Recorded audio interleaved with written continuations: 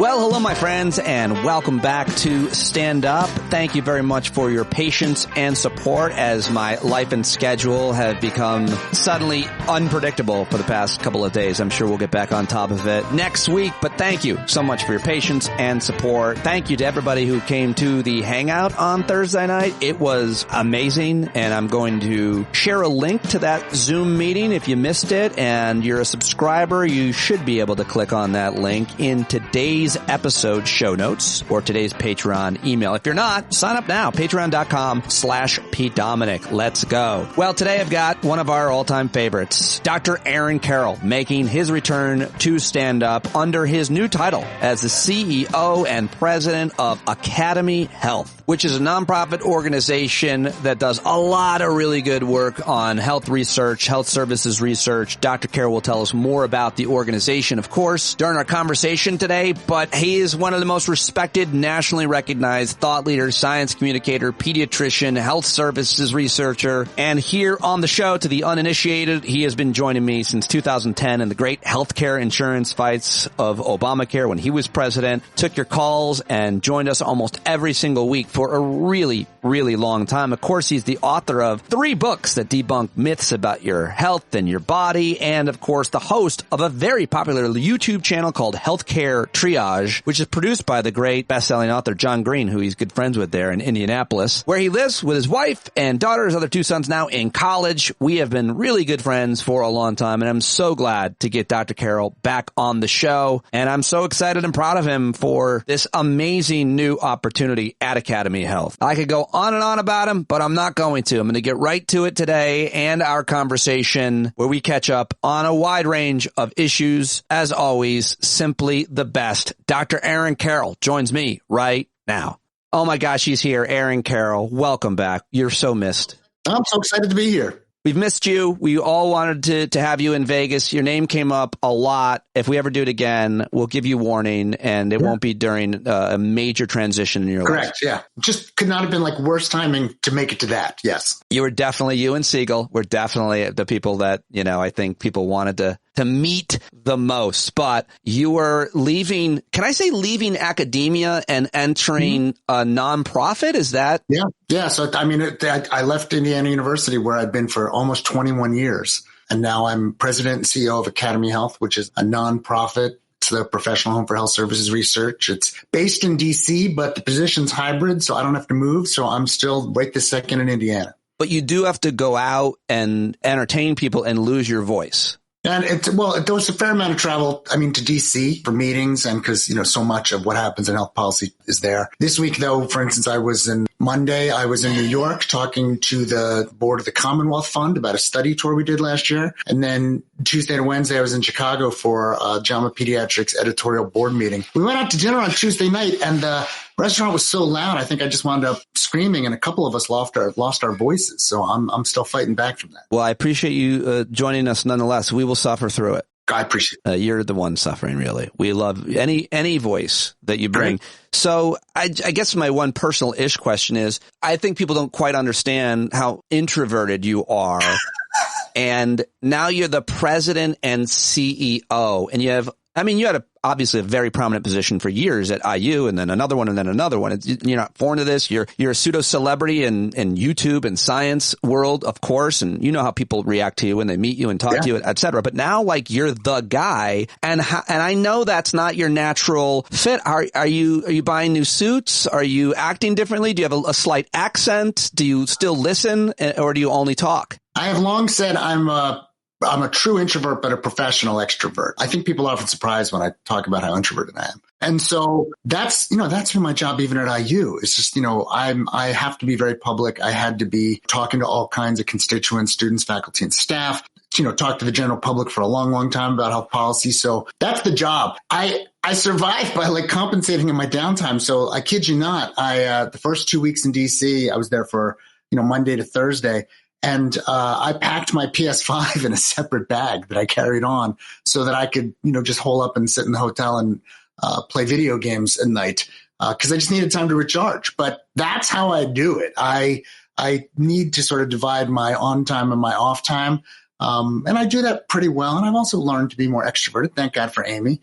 But You're not wrong. This is a job where the first 2 weeks were just nonstop meetings with external partners, figuring out who we work with, meeting all the people inside and continuing to do so. So it's a lot of on time and face time, but it's for the cause that I have served my entire career, and I just couldn't be more excited about it. So great. So great. What is the advice that Amy ever, if you can cite it, gave you to make you more comfortable as, with your personality, have to put it out there that way? Like, I don't know that it's advice as much as, she pushes me outside my comfort zone and also tolerates sort of what it takes for me to recharge. I think that she gets, I need downtime. And I think, some of my kids are like that too. So, some people aren't tolerant of that, or they would say like, how long are you going to sit on the couch, or how long are you going to be a lazy bum? But I don't get as much of that. And so I think it's just the way we've learned to work together and accommodate each other's needs to recharge in different ways that makes a huge difference. Your son is at Purdue. How disappointed was he that they lost? He was there at the game. Right. He had won in their lottery, like student floor seat tickets. So he was at the Final Four game and at the finals. He's a pretty even-keeled guy, yeah. So I think probably he was just thrilled he had the experience, and it was really exciting and a lot of fun for him, but I'm sure he's disappointed. But still, they made it to the championship game. It's a huge deal. Pretty exciting. Yeah. All right, let's talk about trans women in sports. No, I want to talk about your I just thought of that because it sidetracks everything, this question. Yeah. And that I was thinking about the female that we talked about at our hangout last night, the South Carolina women's coach, being asked about that. And she was like, really? That's what you're asking me right now? Well, especially because it had nothing to do with the game she had just won and the season they had just had. It's like, let her have a moment. Well, it was Click, it was one of those, I know. Weird hacks from one of those men's sports websites or something. I just wanted to get clicks, and it worked. So tell us a little bit. I've read the official stuff about Academy Health to people. Like, what is that organization's goal? What do you do? So we're the professional home for health services research. So we are like the, professional group that represents health services researchers, which is what I do. Researchers who are trying to focus on how do we improve the access, quality, and cost of the healthcare system. So in the same way that I belong to like the American Medical Informatics Association, because that's the group that represents informaticists, this is the group for health services researchers. So we have, upwards of 2,800, 3,000 members. We have institutional members, put on a couple big meetings each year for health services researchers. Our big one, the annual research meeting, is usually the biggest. That takes place in the summer. In addition, we do like educational offerings and career development offerings for health services researchers all throughout the year. We also advocate for health services research. So we don't lobby like pass this law or do this, but we advocate for science. Like, we think that you should use more health services research in health policy. We think that health services research is important. We think you should fund more research in health policy. And we also do advocacy for, representing the interests of researchers when there might be policy changes on how data are going to be used or how things might be collected. And finally, we do have a reasonably large extramural portfolio, meaning that we partner with external partners to get grants to help advocate or improve research in a number of ways. And so we get some grants from the federal government and some from some foundations to help others do research better, or to help, in the career development of people who want to do more health services research. Let me just take a moment to tell you, as you explained what this organization does, I couldn't help but get a little emotional because I so miss talking to you. And I know people probably felt the same way hearing you just now. And at the same time, I'm so proud of you. Oh, you're very kind. So I'm so excited for you. And how are you feeling about? Great. It was a logical path for someone in your work. I guess my question is, I know you feel great about it. What does it change about your other work? Your YouTube channel, Healthcare Triage? Are you going to be writing more or less? Do I still get to talk to you? What if NPR wants you? What changes in any way for you? So we have to, a lot of it is like figuring out, I have to listen and learn and, figure out how the organization works. But science communication is, I'm sure, one of the reasons I was attractive to, Academy Health, and one of the things that brought me there. And so I imagine we're going to find some way to use Healthcare Triage to focus on and advocate and talk about health services research. I imagine we'll do the same with the podcast. I would love to write more for the New York Times and for other outlets. It's been harder to do that in the last few years in my other job, but talking to the public about the importance of research and research that comes out of it is absolutely in my wheelhouse and the mandate of the organization. So I expect a lot of the science communication will continue. What won't is I won't be doing research myself. Like I'm not going to be doing, research on in the same way that are getting grants and being an independent investigator and getting R01s. I won't be doing that. And I won't be able to do as much of the, internal mentorship of faculty. I mean, that's just not my job anymore. But I expect that there'll be mentorship of, staff. We have about 60 members, I think, staff members who are in various stages of their career. And so a lot of the things that I loved about my old job will be there, but it's a much bigger platform.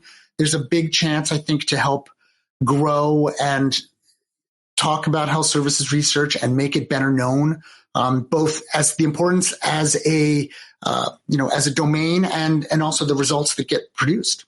So I feel like I'm going to say that very controversial thing. As you know, I do my own research. Of course. Like most Americans and smart people. And I'm going to say I feel like science and research, I feel like they've taken a real beating. And I'm also going to say I blame you mostly. So is your view that as hard as you've worked to be the best science communicator in the country and you're tops, it's partly why you got this job, has the field of health research, much less just science in general, what do you think's happened in our culture in America as a result? Specifically, obviously, I think of the pandemic is what I'm referring to, but to some extent, Trump and his movement questioning everything, I suppose. What are your thoughts on the state of science and faith in it? I think it's bad. I think that we've lost an enormous amount of trust. And I think that it's very hard to get that kind of trust back. But I also think that's because we fundamentally haven't done science communication well in general.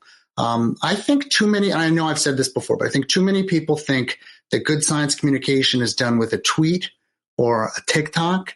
And that's just not the case. Like that's how you do propaganda, or that's how you speak to the, inside the bubble.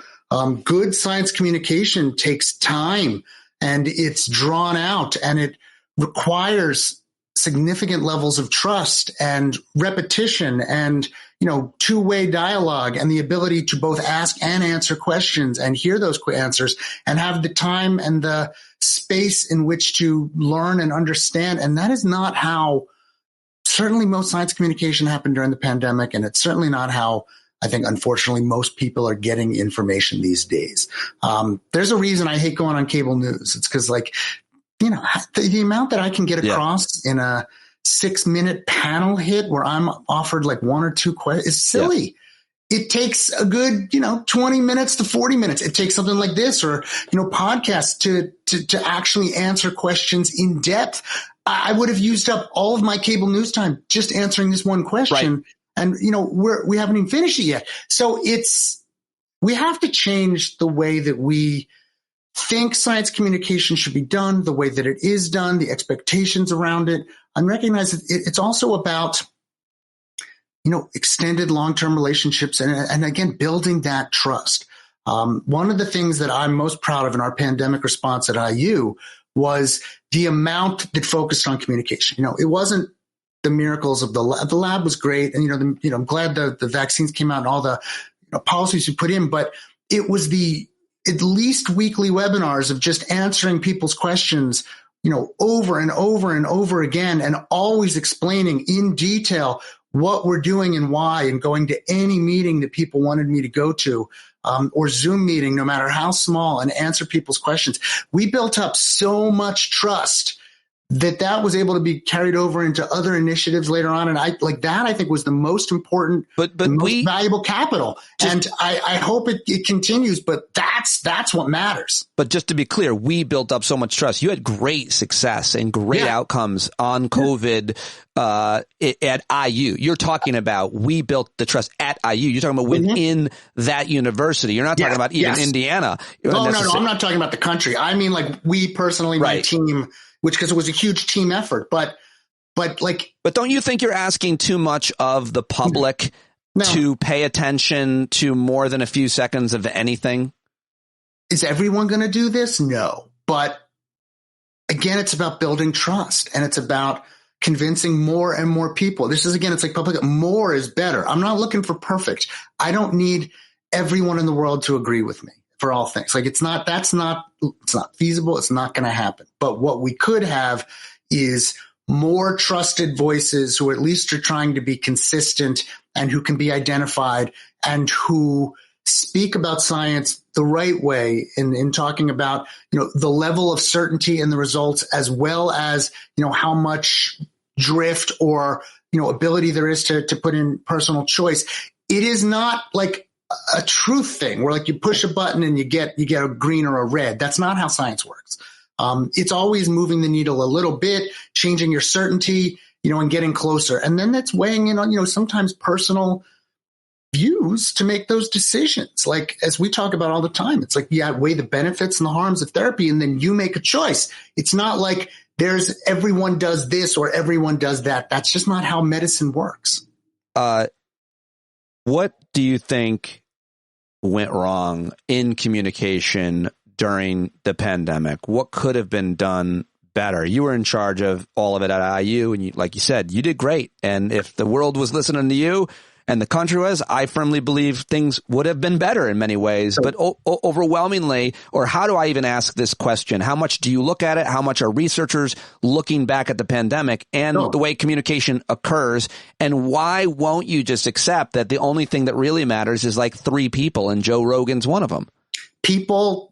Most people are, especially in science communication, are very uncomfortable with uncertainty. They just want an answer.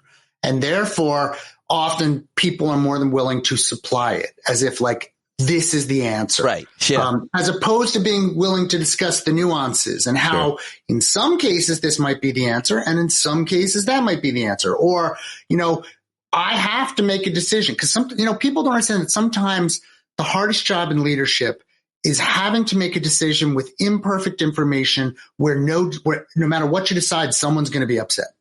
But leaders have to make those decisions. What they should do is be honest about that. I'm making a difficult decision with imperfect information and we're going to watch and see what happens and we'll change. But like someone's got to do it. I'm going to do it. Instead, it was science says X. And then when you're like, but here's, other science that doesn't, you're not good with nuance and they couldn't deal with it. And I think it's also because like you can't do it on a guideline. You can't do that in policy or not wanted And everybody wanted the CDC to give them an answer. Everyone wanted the White House to give them an answer. Everyone wanted somebody. And it's like when they got the answer they didn't like, they all freaked out and they attacked it. And instead of people going like, look, it's nuanced and some people are not going to be happy and we got to figure that out. They were like, we're right, you're wrong on a lot of sides. And so I think that sort of like need to be certain and never wrong really screwed up because that is not how science works. Let me be more specific on an issue that a lot of people think and still talk about. And I think, has animated a whole generation of new people being involved in politics, certainly in my school and the school board meetings, which is school closures and the way that went. My point of view is still, and maybe it'll change. It always changes based on whatever you tell me because you're my God, my Lord and Savior, Jesus, even though you're Jewish. And it's this. I feel like schools around the country, all of them, every superintendent, every board of education did not have any training in what to do in this situation with a pandemic. And so I gave them my patience and my compassion. In my district, anywhere else, I don't think anybody knew exactly what to do. How bad was this? And they did what they thought was best. You can look back at hindsight 2020 and all that. That's my general view on school closings. Do you think we have enough time and space and research to know what went wrong, what we could have done better, and what most animates people today? See, this is one of those topics where this gets discussed at a national level with an incredible Northeast focus. Like this is when I do roll my eyes and like we'll tell like my colleagues in the New York Times back then, like you're reporting from a bubble. Because when you say school closures, I think you're talking about March or like April and May of 2020, because that's when Indiana schools were closed. But in the fall of 2020, I feel like almost all schools in Indiana were open, at least hybrid. IU was open in the fall of 2020. That's why we had to put this whole infrastructure together to try to keep everyone safe. So like when I hear people say school closure on the East Coast, some of them are like, in 2022, they were still debating. I'm like, what were you all doing? Like, this is where I'm like, I don't know what you were all doing. Like, I mean, I was writing in the New York Times in the summer of 2020 that like camps should probably be open and used to figure out how to get schools to be open in the fall, because school is massively important for a variety of reasons. Right. And so, I got to say, if your school was still closed in late 2021 and in 2022, I'm like, what? Yeah. Like, there needed to be serious reasons at that point, given that so many of us were back at work too. Like, it was so baffling to me that schools were often the first things that were closed when they should have been the last. And I know I wrote an editorial about that. Like, it should be the last thing that closed, but often it was the first and only thing that was closed. And so when you're all fighting about school closures, a lot of us in the rest of the country are like, are you arguing about April of 2020? Because like, I'm like, what were we going to do? Like April 2020, like New York was on fire, and like Seattle or Washington State was on fire. Spain and Italy were on fire. We didn't know if we were going to run out of ventilators. Like, no one knew what was going on. We didn't have tests. So I think even as difficult it was, I don't think that was a bad decision necessarily then, but keeping schools utterly closed in the long term after that is a little, I think something that should definitely be discussed, and we should be preparing for the future, because it's the kind of thing we don't want to see happen again.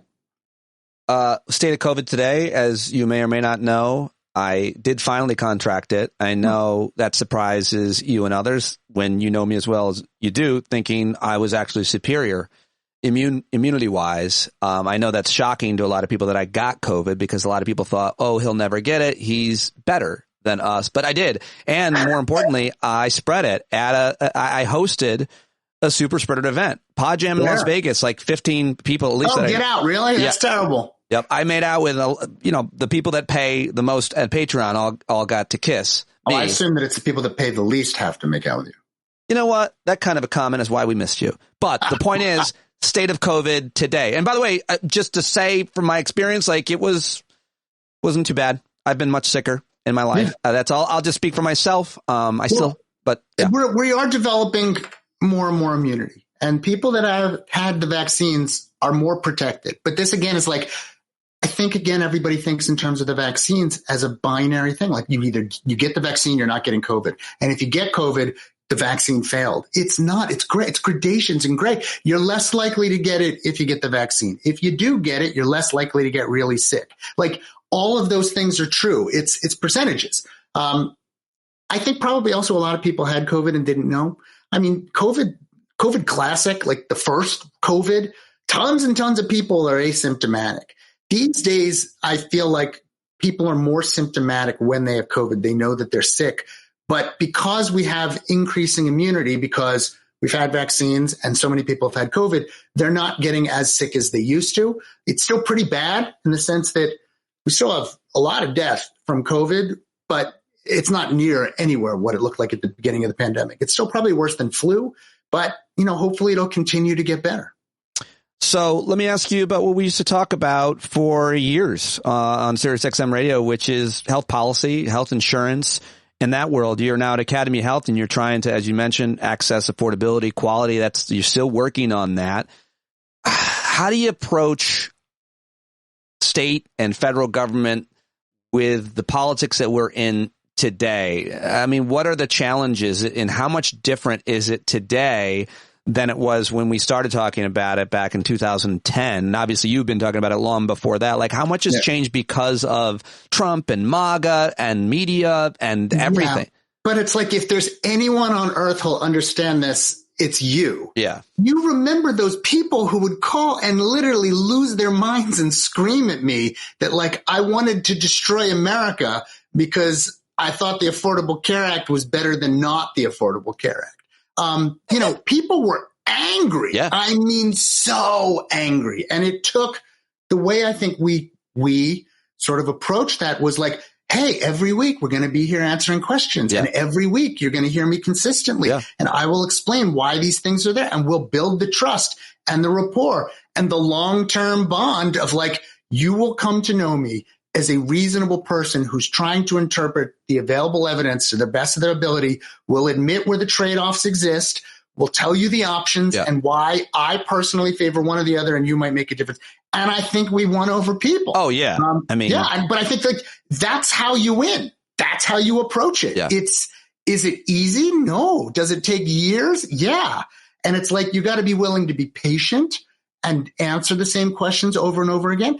But if you can build up that level of trust with legislators or, people in government or people in policy, then I truly do believe over time, you can bring enough people around to have a better discussion. And I don't think there's any better example than, your show in 2009, 2010, which is what we were doing. But if people think people are angry now and they've never been angry like this before, man, you weren't involved in the, passing of the Affordable Care Act back in the day. Well, I just don't think that health policy, health insurance, health outcomes gets much talk anywhere. It was the number one issue in many ways. We're talking about different things. People are really upset and angry about, abortion legislation and changes. People are upset and angry about, things that have to do more with sort of behavioral health and education and, treatment of transgender children. It's like there are other touch points. We're fighting about different stuff, but people do get angry and passionate with good reason. I understand why. I'm not saying we should not. But I feel like we're not fighting as much about, whether we should put up insurance exchanges and give more people Medicaid. It's still stuff's getting fought in the background, but it's not front burner. There's other stuff in the front burner. But we do fight about health policy, and we probably will continue to do so in the future. You mentioned women's reproductive rights. You're one of the smartest people I know in a lot of different ways, in all the ways, really.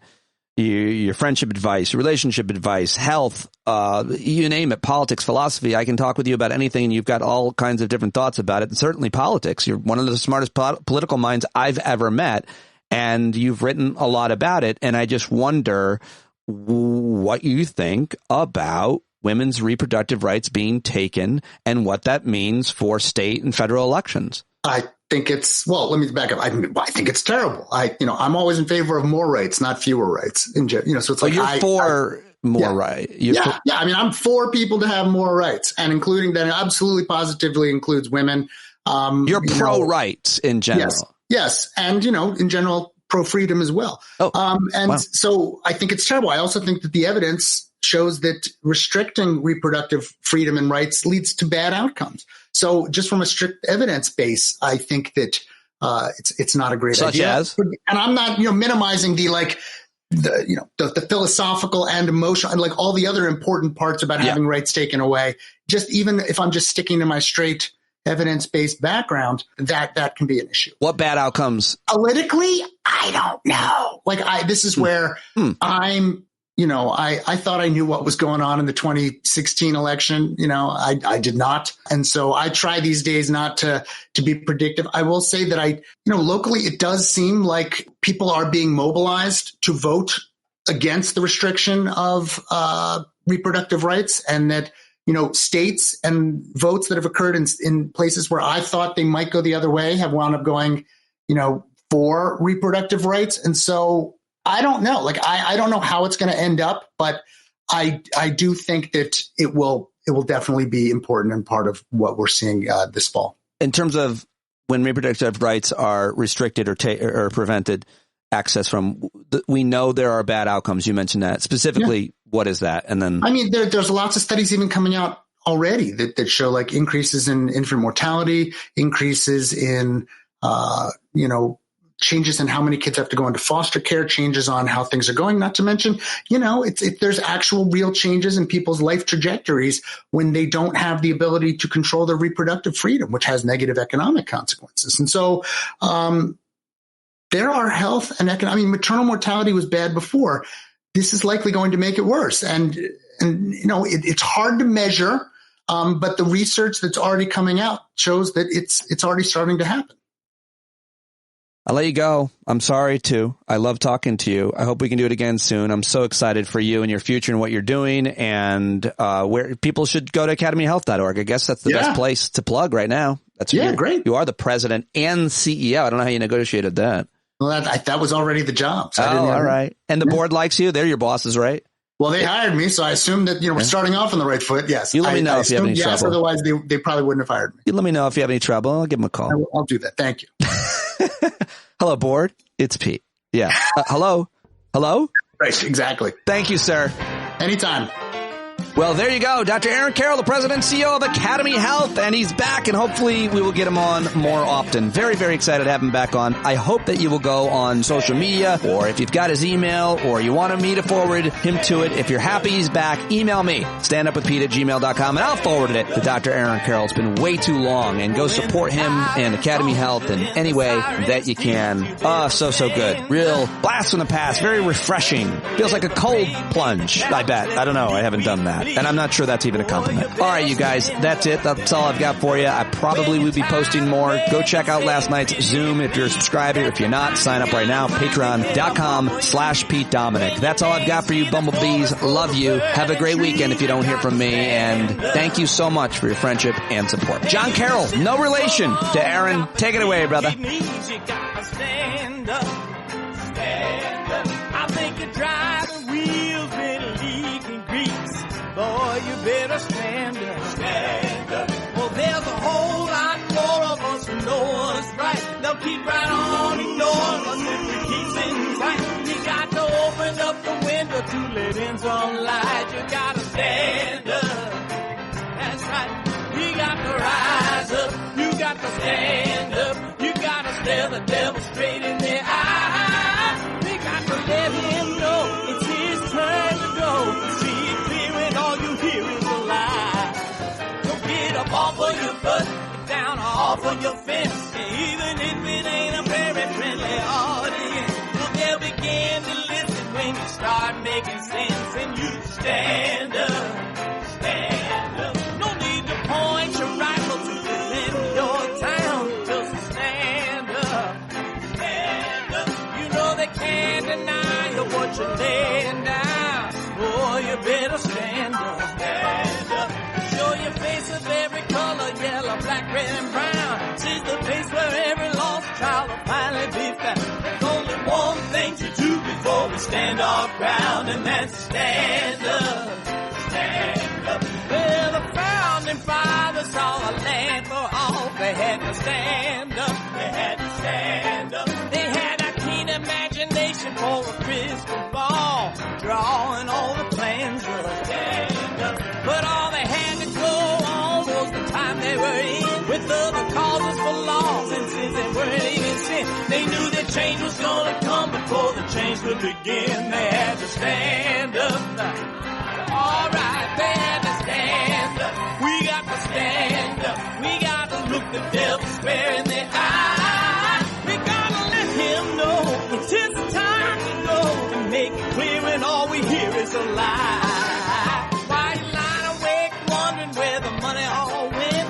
It'll be the cost of freedom that'll go unspent. You can see him flee the scene of that experiment if you stand up.